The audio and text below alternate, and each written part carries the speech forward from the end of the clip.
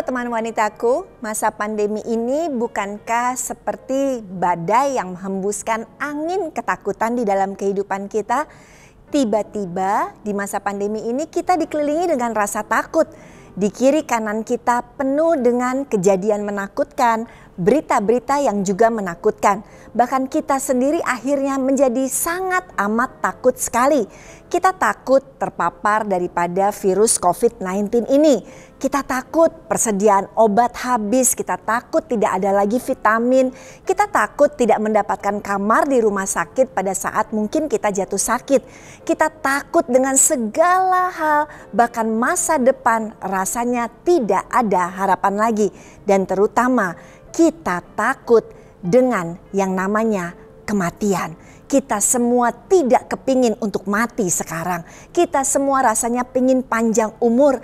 Tetapi virus COVID-19 membayang-bayangi dengan ancaman kematian bagi setiap orang. Untuk itu mari kita dengar firman Tuhan Matius 10 ayatnya yang ke-28. Dan janganlah kamu takut kepada mereka yang dapat membunuh tubuh, tetapi yang tidak berkuasa membunuh jiwa. Takutlah terutama kepada Dia yang berkuasa membinasakan baik jiwa maupun tubuh di dalam neraka. Tuhan menegaskan kepada kita bahwa kita jangan sampai salah takut. Kematian tidak perlu ditakuti, penyakit tidak perlu ditakuti. Apabila penyakit itu sampai merenggut nyawa kita, ada satu hal yang lebih harus kita takuti, yaitu apa? Yaitu kehidupan setelah kematian nanti. Dikatakan penyakit hanya sekedar membunuh, tetapi kita memiliki Tuhan yang bukan sekedar bisa mematikan tubuh kita, tetapi Tuhan yang bisa untuk menentukan apakah kelak kita akan pergi ke surga atau apakah kelak kita akan pergi ke neraka.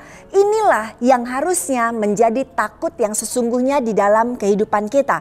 Untuk itu bukan sekedar pandemi yang harus kita perhatikan, tetapi yang lebih diperhatikan adalah kesiapan hati kita. Apakah kita punya rasa takut pada saat kita masih belum mengampuni seseorang? Apakah kita punya rasa takut karena kita masih hidup di dalam dosa? Apakah kita masih punya rasa takut pada saat kita berbuat jahat kepada orang lain? Nah, ketakutan itulah yang harusnya ada menguasai hidup kita sehingga kita segera bertobat dari jalan kita yang jahat. Tuhan lewat pandemi ini ingin membersihkan kehidupan kita. Tuhan mau kita segera mengampuni. Tuhan mau kita berbuat baik kepada yang jahat kepada kita. Tuhan mau kita semakin mendekat kepada Tuhan. Sehingga kapanpun ternyata waktu kita telah selesai di muka bumi ini, maka kita pun siap untuk bertemu pengadilannya Tuhan. Dan kita percaya kesiapan kita akan membawa kita kepada surga. Satu kali saya mengalami sebuah kepahitan di dalam hidup saya. Kejadian ini sekitar 20 tahun yang lalu. Saya tidak menyukai seorang wanita yang telah berbuat jahat di dalam kehidupan saya. Lalu tanpa saya sadari, saya tidak mengampuni orang tersebut di dalam hati saya. Satu kali ketika saya baru melahirkan anak kedua saya, Jacob ini kalau malam kan harus diberikan susu ya untuk minuman. Lalu saya bawa dia ke kamar saya tidurkan dia. Setiap 2 jam dia akan menangis minta minum susu. Lalu saya bangun lagi, saya kasih susu lagi kepada dia. Namun pada saat terbangun yang kesekian kalinya, ternyata saya merasa badan saya sangat ringan. Lalu saya coba untuk duduk, kok ringan sekali ya. Saya merasa seperti ingin berdiri. Lalu saya berdiri, kok ringan ya. Lalu saya terasa ingin seperti terbang. Kok saya bisa terbang ya, saya ringan sekali.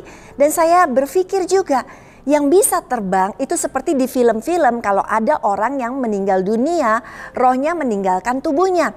Lalu saya menengok kepada arah tempat tidur dan saya terkejut sekali karena saya melihat diri saya masih tertidur, di samping saya adalah anak saya Jacob dan di sisi satu lagi adalah suami saya. Lalu kemudian saya terangkat terus meninggalkan daripada rumah saya sampai ke awan-awan. Saya berteriak ketakutan Kenapa saya sangat takut? Karena saya tahu saya belum siap untuk meninggal dunia karena ada kepahitan yang saya simpan di hati saya.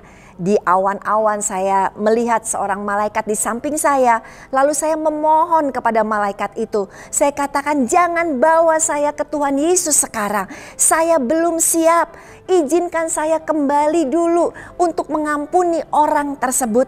Malaikat tersebut tidak berkata apa-apa, tetapi dia memandang ke arah sisi kiri saya. Muncullah malaikat kedua, dan malaikat pertama seperti memberikan tangan saya kepada malaikat yang kedua. Saya bertambah takut sekali. Saya menangis sebisa-bisanya, saya meraung, saya memohon, dan saya katakan, segera balikin saya. Saya nggak mau ketemu Tuhan Yesus karena saya tahu kalau saya menghadap Sang Hakim yang agung, yaitu Tuhan kita, palu diketuk dan Tuhan akan berkata, kamu tidak mengampuni sesamamu, bagaimana aku bisa mengampuni engkau?